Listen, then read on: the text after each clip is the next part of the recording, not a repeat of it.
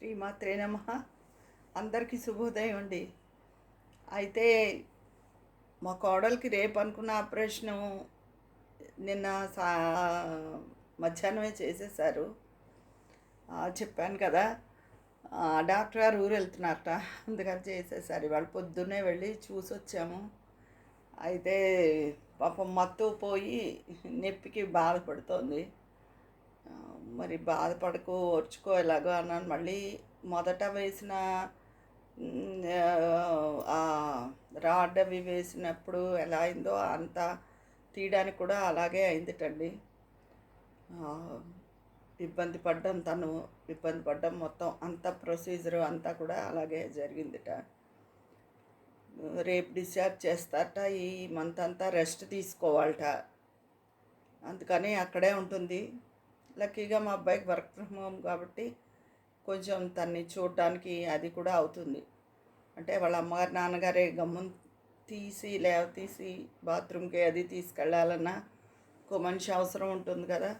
అది పాపని చూడడానికి అది కావాలంటే నా దగ్గర వచ్చి ఉంటుంది అనుకోండి. 4 రోజులు ఉండి మళ్ళీ వాళ్ళ అమ్మ మీద బెంగ ఉండి మళ్ళీ వెళ్తూ ఉంటుంది. అదండి ఈ సంగతి. వెళ్ళొచ్చాము ఇప్పుడే.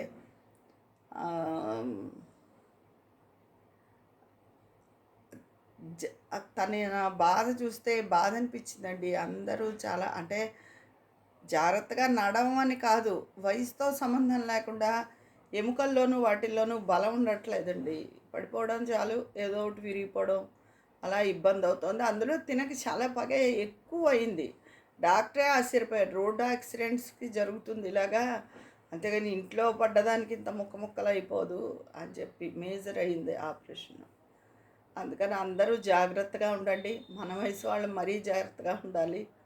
ఎందుకంటే మెనోపాస్ తర్వాత ఇలాంటి ఇవులు ఎక్కువగా ఉంటూ ఉంటాయి.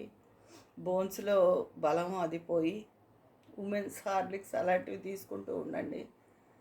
ఏమున్నా ఒక్కొక్కసారి ఎంత జాగ్రత్తగా ఉండు ఏమవు టైం అండి. ఆ టైంని మనం తప్పించలేము, చెప్పలేము కూడా. ఎలా ఉంటుందో మన గ్రహస్థితి ఎలా ఉంటుందో అనిపిస్తూ ఉంటుంది. ఏం చేస్తున్నారు అందరూను? కాసేపు వర్షం పడింది నిన్నాను, కానీ చాలా మళ్ళీ ఎండగా కూడా ఉంది చాలా. ఇంకా తప్పదు. ఈ మే నెల ఏంటి, జూన్ నెల అలాగే ఉంటుంది. ఊరగాయల హడావిడి ఎలా ఉంది. నేను అలాగే ఆవకాయ పెట్టలేదు, ఇంకా ఆవకాయ పెట్టుకోవాలనుకుంటున్నాను. మరి ఏది మొన్నటిదాకా ఇంటి పనే సరిపోయింది కదా. ఇంకా అబ్బాయి డబ్బాలు అన్నీ మొత్తం అన్నీ ఇక్కడే ఉన్నాయి. ఈరోజు ఉండడం రావద్దు అని చెప్పాను. అవన్నీ చూసుకుని ఫైనలైజ్ చేసుకోవాలి. అవన్నీ అతను పట్టుకెళ్ళిన తర్వాత అవి చూసుకుని సర్దుకోవడాలు అలాంటివన్నీ అయితే అయ్యాయి. ఆవిడ ఒక 90% అయిపోయి, 10% ఉన్నాయి, అవుతూ ఉంటాయి నెమ్మదిగా. ఓపిక కూడా ఉండాలి కదా. నా ఓపిక అంతా అయిపోయింది ఈ 10 రోజుల పాటు. 15 రోజులు అయిపోయింది. అదండి సంగతి. ఇంకేంటి, మీరేం చేస్తున్నారు? మీరు ఊరగాయల హడావిడిలో ఉన్నారా? కొంతమంది పెట్టేసుకున్నా ఉన్నారు, ఇంకా కొంతమంది పెట్టలేదన్నారు. అది విషయం. నేను నూనె మాగాయ ఒకటిను ఆవకాయ ఒకటి పెట్టుకోవాలి. అది ఇదేంటి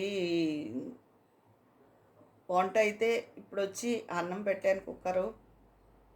3 వంతులు బహుశా నేను ఏమీ చేయకపోవచ్చు. ఎందుకంటే మా కూరలు తరిగే అమ్మాయి కూడా 4 రోజులు రానంది. అందుకని ఓపికగా కూడా లేదు. తెప్పించేసుకుందామని అనుకుంటున్నాను. అది విషయం అండి. ఉంటాను మళ్ళీ